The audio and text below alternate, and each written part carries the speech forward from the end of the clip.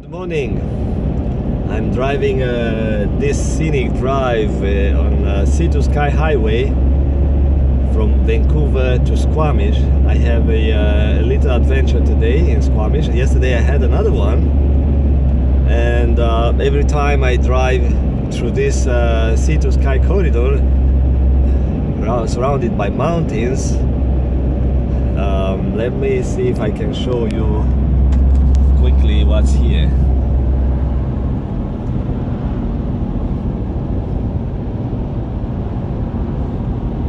You may not see what I see.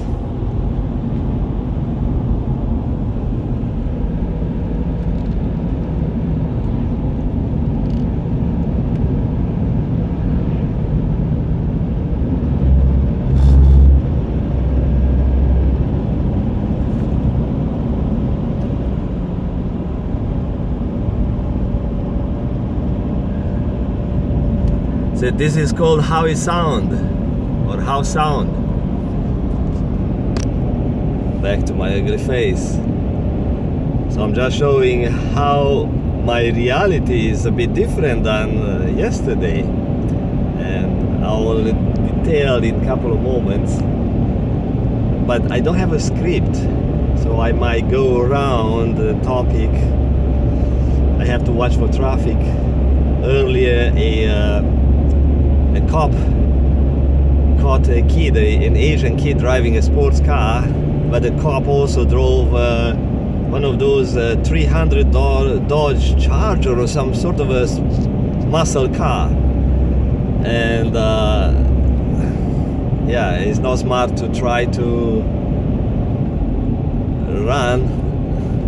The cops always have more racetrack and driving hours on sports cars than these Asian kids who think that they can beat the traffic whenever they want. So that was a side topic.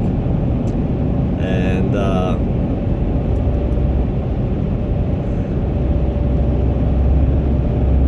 yeah, again, this is a beautiful ride. And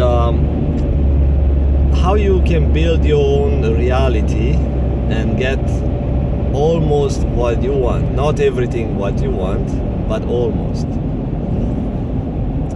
Some people think that you can get everything you want. I would argue a little bit, your reality is also limited by genetics, by your childhood background, by your environment, like the country, the city you live in, your network, which you can change, the network of people around you that you can change, but sometimes you are limited, and you have to be realistic about your age as well. Let's say you want to become an airline pilot. That's your dream since you were a kid, and you think that you can fit to become an airline pilot, but you have only one good eye, or you are color blind. I have a color vision trouble. I can see colors, but I'm not 100% good at seeing color, and that's a limitation. And if you have only one good eye, then you have to dig deeper. What's actually that dream? Where it comes from? Is it part of your genetics, who you're supposed to be in this world and how you could contribute to the world? Or you saw something on TV when you were a kid and you got an emotion and you kept amplifying that emotion. It's like you see a beautiful person, a girl you think that's your soulmate or your dream, and you start attaching an emotion, and every time you think of that person, you actually think of those emotions, and you bring back those emotions you got first time when you saw that person. saw the person, or you talked to her, or you danced with her or something, and you don't know if she's a good match. You don't know if that's a realistic goal. Maybe when she starts opening her mouth, you realize, oh, you know what, we have nothing in common. She's not as smart as I am, or she's not, she doesn't think of the same topics, she doesn't have the same hobbies. It's a total mismatch, but I just thought, and I fell in love, but actually you fell in love with an emotion, and you keep amplifying and working on that emotion to make it better, bigger, the perfect emotion, which was a feeling associated with the image of that person. The same, like I mentioned earlier, that kid who dreamt to be a pilot, he actually built a love for the job, but he doesn't know really what's about, what it takes. Or some young teenager female wants to become a model because she thinks she is beautiful, and what's beauty is what people saw on TV, and they changed over the time the concept of what's beautiful in their mind to what the media tells you, because people who control the media also control the money and who goes on the stage, or who's becoming an actor, who's best good looking person to represent the beauty concept on the screen so they can make some money. And slowly they change and alter the reality of the viewers. They can alter your reality about what's the healthiest food, alter your reality about who's best to become your president, right?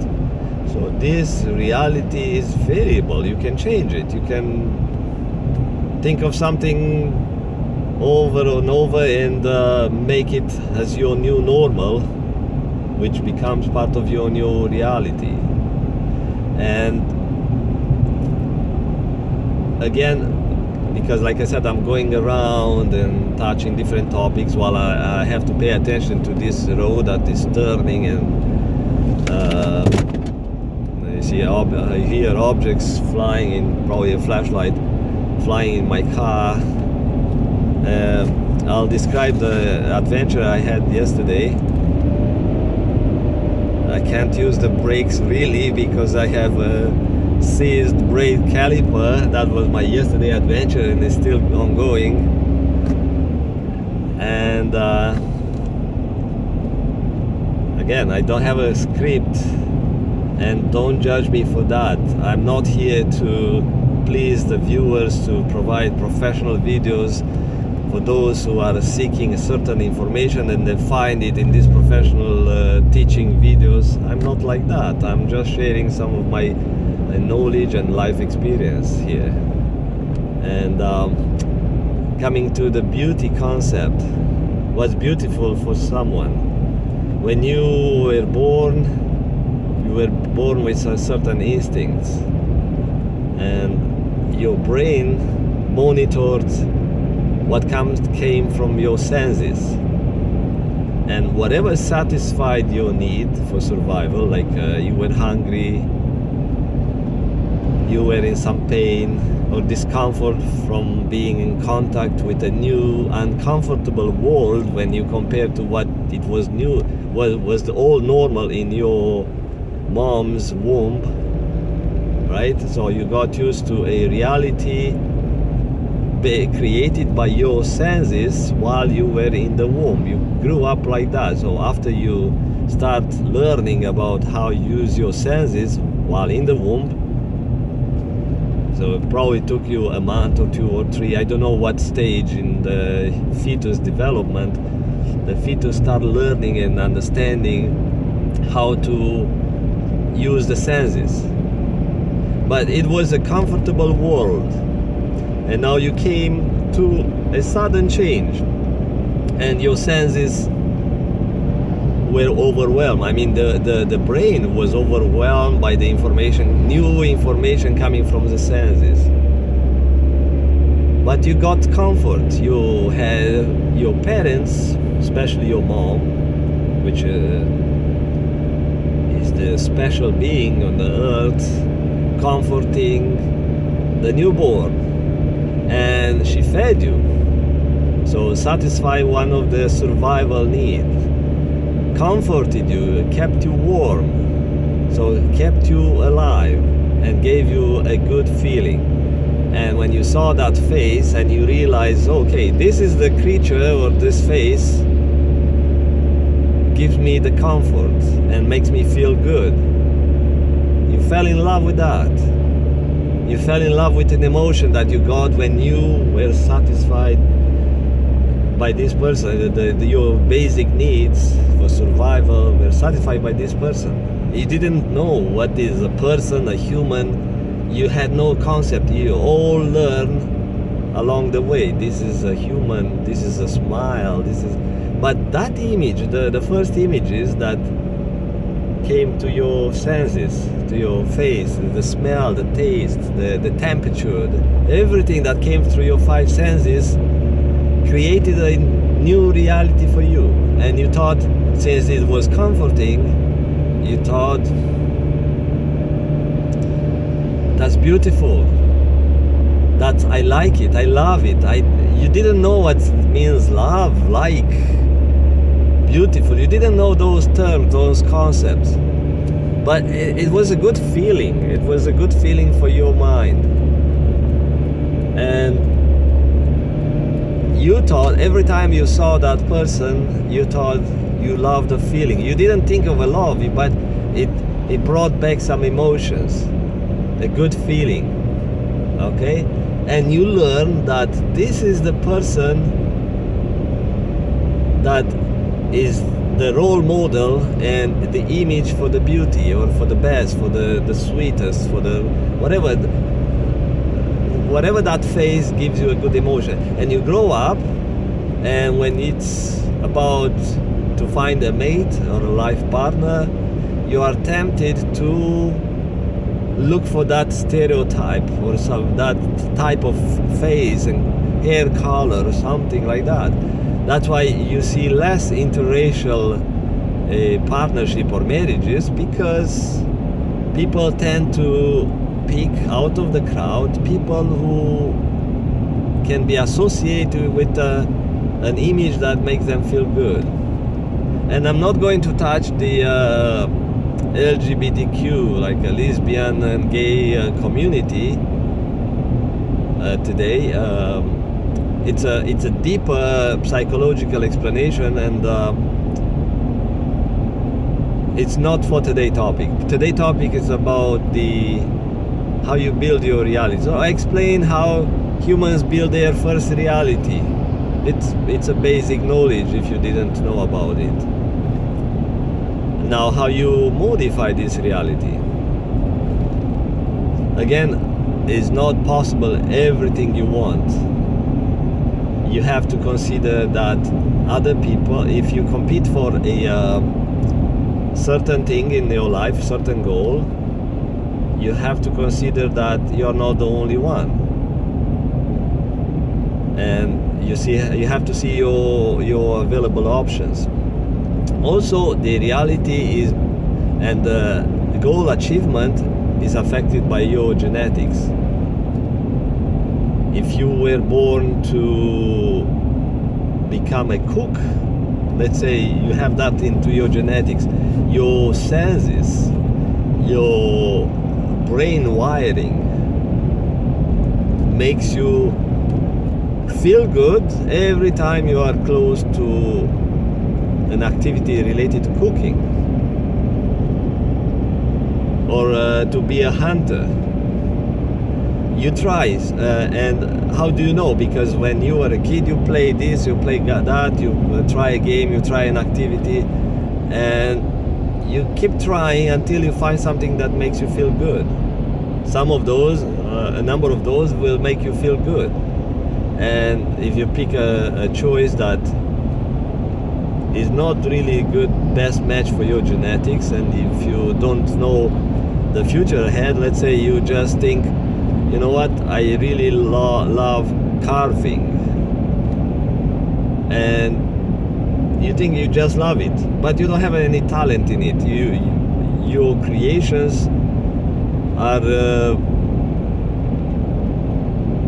how to say, nobody likes those creations. You may like it, but nobody else. So you don't really help people around you with your creativity. It could be an interesting new concept that you bring to the world, but if it doesn't help anyone, you should look for one of your other talents or your other activities that gives you a good feeling. And when you get that good feeling, you are very interested to recreate that good feeling. You are interested to try it again and more often. And the more often you do, the better you get at it. It's like people having sex. At first, they may not have the best experience, but the more often you do it, the better you get at it. And also, you need encouragement. If you have a family who doesn't support your hobby, your activity, you will not reach the same type of target, the same type of level of knowledge and training like someone, or like when you would have a family encouraging you. Now, how you build a new reality? This is Tavamus Chief. It's a tall peak, and that's a Garibaldi Diamond Peak. I'm getting to Squamish, and I have to reach the airport. And here I have to slow down because it's 60 kilometers an hour speed zone, and I have enough expenses for today. I don't need another ticket. Reality, how you build a new reality. Let's say you are into something, you are hunting for an animal. Let's say you're a hunter. That's a classic example. You go hunting, and now what you do, you train your prefrontal cortex. It's a part of a brain that acts like a filter. Your brain is bombarded every second by information coming from your five senses. If you want to process all that information from your eyes, from your smell, your brain would be overwhelmed. And because the brain is built based on a genetic code, and genetic code has one of the main characteristics is that the living creature that has that genetic code is supposed to save Earth resources. And if you process all that information, again, the brain would require more processing power, require more neurons, and more processing power needs more resources, more food to feed the neuron with energy. And it is useless to have a very complex information and see everything and store that for the purpose of the human race at this moment in our development.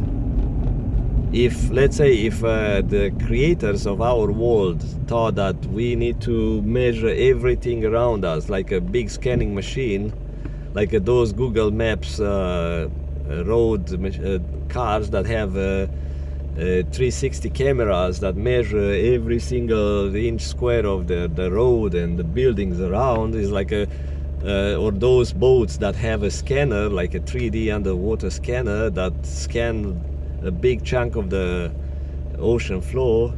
If we were built that way, probably the purpose of humans was to scan this planet and gathered all that information, stored it somewhere in the cloud for the aliens or for the creators to use and process, or for us to process later. But our purpose here is not to scan the environment. We scan the environment with our senses for our own knowledge and chance of survival and growth. Because every contribution we make is for the whole world progress. Now, going back to the reason we don't need to process that information. The more focused we are, let's say we have our mind power like a flashlight. You have a flashlight, if you focus it on a smaller spot, that spot is brighter. If you focus it, if you zoom out and if you focus for a larger area, larger surface, or you widen the beam, if you maintain the same light source power, let's say you use the same LED or an incandescent bulb, then you will get less amount of light per surface. The same with the brain, with the mind power. You have a limited amount of brain power. I'm supposed to stop somewhere to grab some food. And that limited amount of power, you need to focus it for your best abilities to a target area. If you are like myself, if you have a mind that's scattered all over the place because you love knowledge and you love to know stuff and learn, not to know, but to learn stuff, then you won't have that much of a focus like people who are really focused on certain things and they become very good at those things.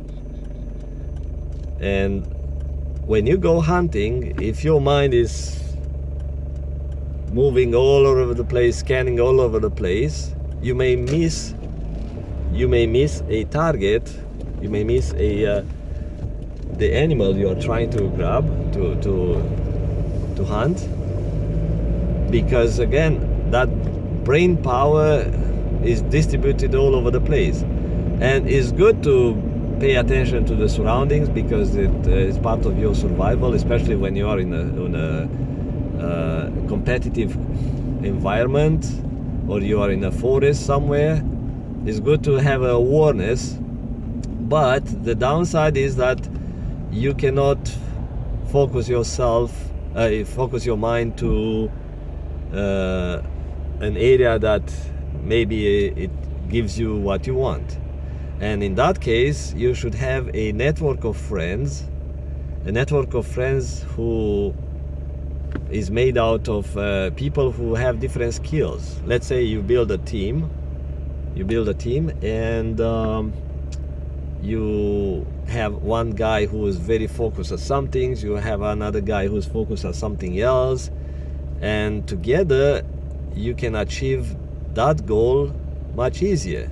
And that's the way business people do. They create their own reality and they get almost what they want through setting up a network and building a network or building this business, and they hire people who have specific skills so they can focus at the bigger picture, and their people, their employees, can focus on very small targets. Let's say someone is very good at sales and they get the customers. Other people are very good at service and they do take care of the repair.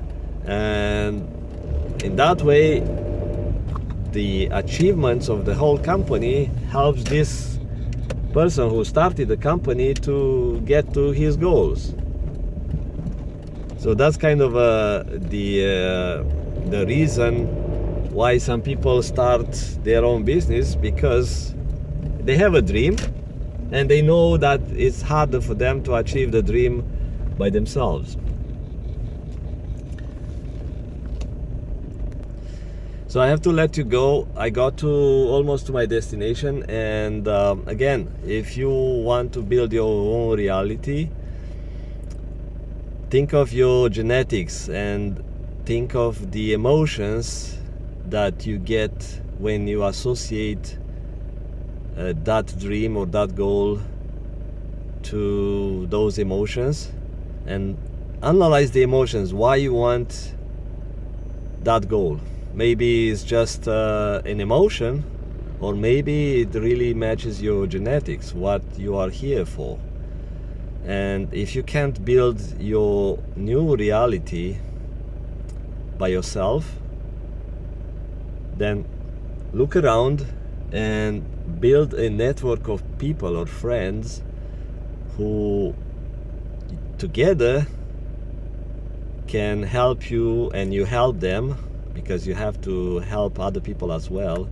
And what you get back is a byproduct of your help or your contribution to their lives, and their happiness or their success is the byproduct of them helping you. That's kind of the best you get the best out of the social network, and you get a network of people who complement you. You may need certain skills or talents that you don't have to achieve your goal. So let's say if you want to become a pilot, you have to look at your genetics, see if you're healthy. You have to look at your talent. You have to look at your family, if they support you or not. You may have to wait. You have to look at your income. And if you don't have some certain ingredients, then let's say you build a network of friends, you get into that mindset, you live like you are part of the pilot's culture and mindset, and see if you like it. If you still like it, if you enjoy that lifestyle and you know what it takes, then one of those friends or more than those friends will give you advices, will give you sources of information and tricks that you otherwise you can't find. They'll tell you, you know what, you go to this school, you talk to that pilot, you rent this type of plane, you don't fly that plane, and they will tell you tricks that help you save money in case you don't have enough money, or they will tell you things that you have to pay for if they don't tell you something about tricks about how to avoid weather, how to avoid these traps and that stuff. Otherwise you have to pay extra hours. Even after you're qualified as a pilot, you have to pay a certified instructor, so you learn those tricks. But if you have a group of friends, maybe you fly with those friends. Of course they have to get something in return, so you have to contribute somehow. Then you learn those tricks much cheaper, and they feel good in your company, you feel good in their company, because you are part of the same reality. So you are part of their reality they built to become pilots, and they are part of your new reality that you built to become pilot. So I let you go. Again, I have to continue my adventure, and I have to deal with a seized brake. That was the yesterday adventure that changed my reality a little bit, and I'm happy I learned new things. So you take care of yourself. Bye bye. Enjoy the day. Bye.